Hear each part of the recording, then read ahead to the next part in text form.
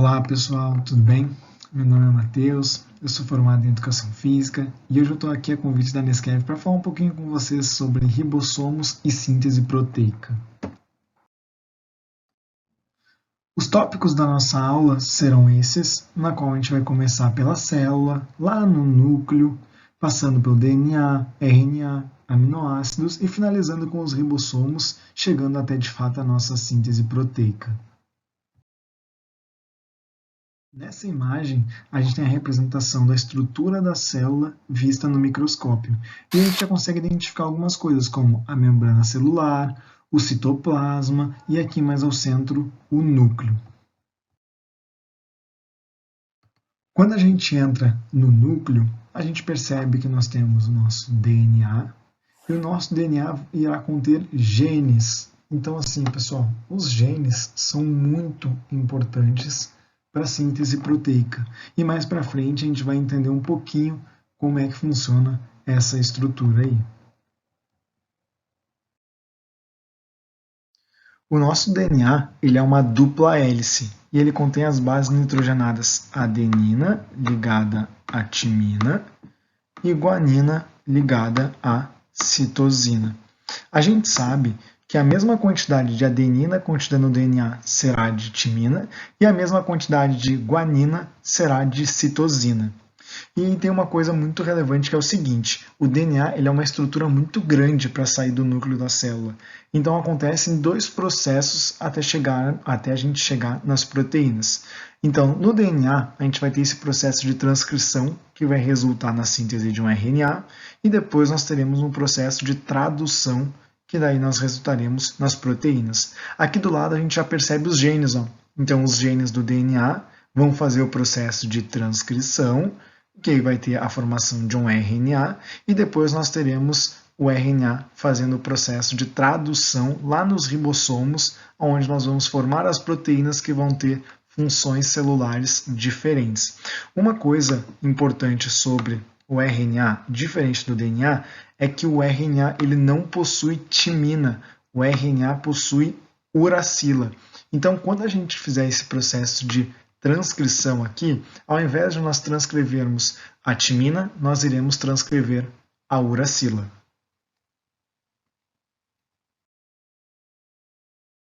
Mas no fim, o que são os genes? E aí aqui a gente tem a representação da célula que a gente viu, a gente também entrou no núcleo, vimos os cromossomos, vimos a estrutura do DNA, até chegar então nos genes.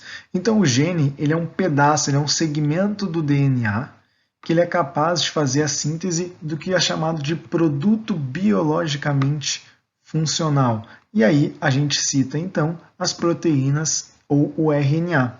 Então aqui a gente tem, por exemplo, a formação de um RNA. Então um segmento do DNA que é capaz de fazer a síntese de um produto tem como formação o RNA. A gente viu que o nosso DNA ele é uma dupla hélice. E é aí que entra a enzima RNA polimerase. A RNA polimerase ela vai vir num segmento do DNA que contém aquela informação que a gente viu para fazer a síntese de um produto biologicamente funcional. E aí ela vai abrir o DNA e fazer o processo que também nós vimos chamados de transcrição. Então, a RNA polimerase vai vir nessa região e fazer o processo de transcrição, que é a abertura do DNA e a síntese de uma molécula de RNA. E aí, para ser mais preciso, pessoal, a gente vai ter a síntese de uma molécula de RNA mensageiro. Dependendo da literatura que vocês olharem, esse M, que é o de mensageiro, pode estar antes do RNA ou depois, no caso aqui está depois, ou antes ele pode aparecer também, mas ambos significam RNA mensageiro. E aí o que significa isso?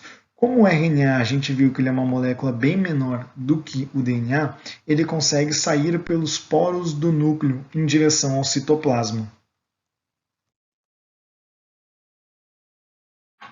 Então, o RNA mensageiro ele vai ser lido fora do núcleo. Só que para esse RNA mensageiro ser lido, ele precisa significar algo.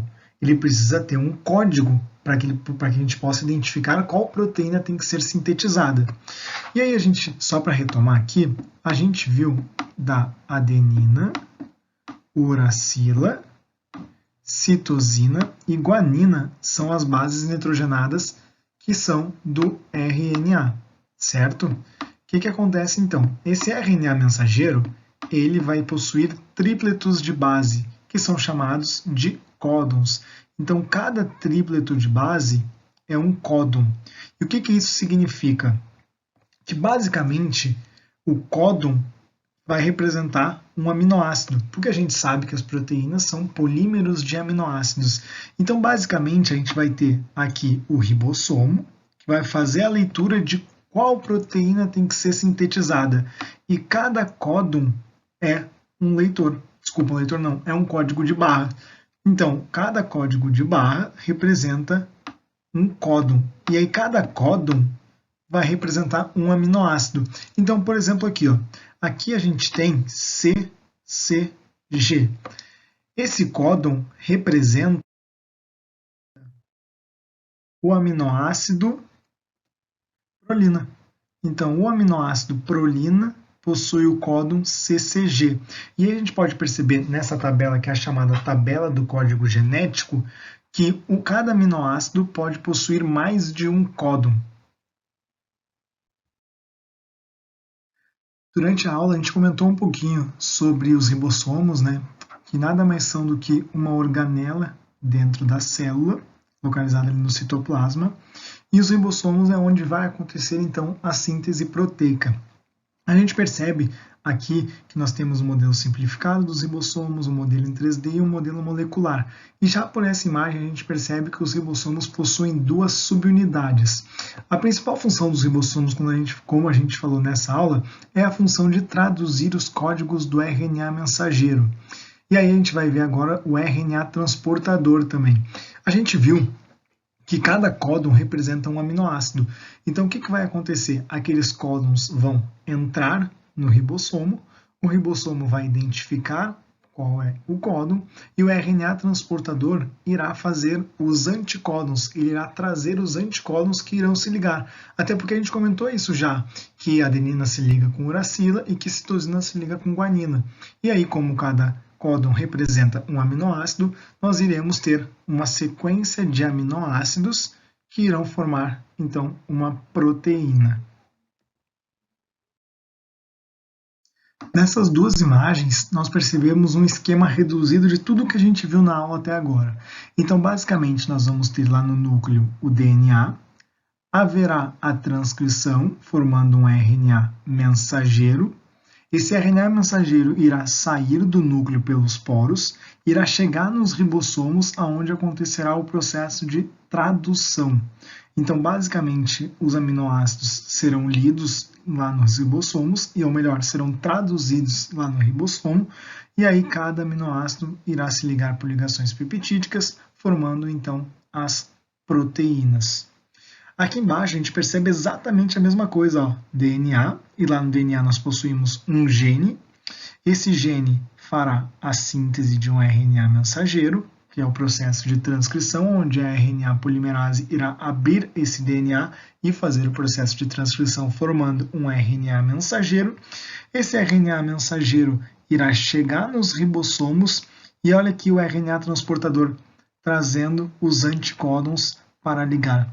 E aí ligando, nós temos os aminoácidos sendo formados e aí consequentemente ligados entre si para formar de fato a proteína.